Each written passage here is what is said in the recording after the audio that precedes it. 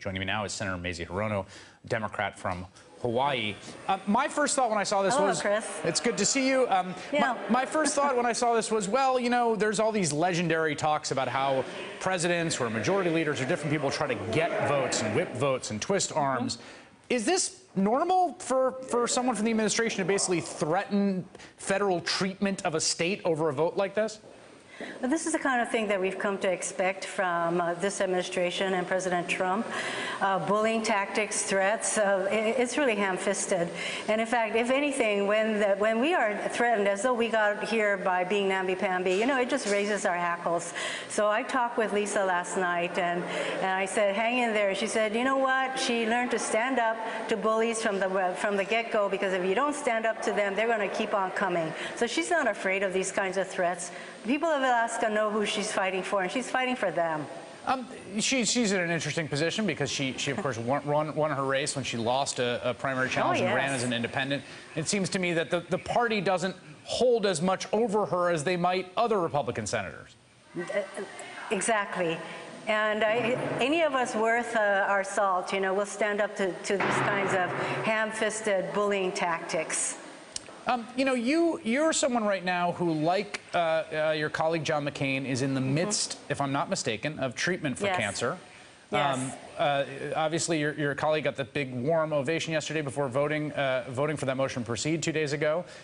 You're right now undergoing treatment for stage 4 cancer and also considering this healthcare legislation. How is that impacting the way that you think about it?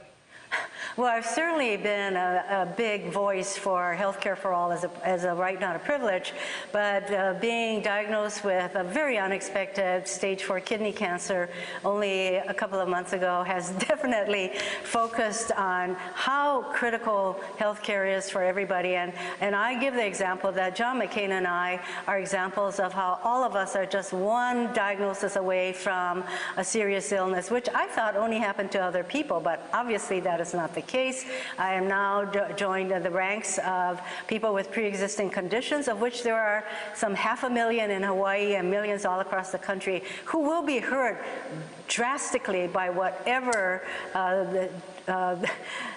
Mitch McConnell comes up with. Well, and that, you know, the twists and turns here. New York Times just ran a story I thought it was quite moving, and others have written about this too, is interviewing people that are in the midst of very extreme healthcare situations, receiving treatment on the individual market, receiving subsidies, maybe on the Medicaid expansion, who are watching every twist and turn of this legislative process as a life or death matter. And you must have some insight to that. I mean, your healthcare probably won't be affected by what's passed, but I imagine you have some insight into how it must feel to watch this while under treatment.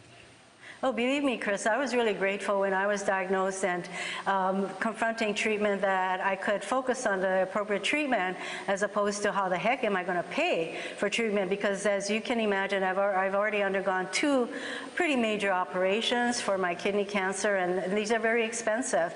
And so I am totally aware of how millions of people in our country will be hurt by what the Republicans are putting forward. And I just can't understand how people who should have some sense of the importance of health care for everyone, that they can vote for this kind of bill that is really going to knock millions of people off of health care. It'll probably bring back, you know, higher costs for those with pre-existing conditions if we can even afford that kind of coverage.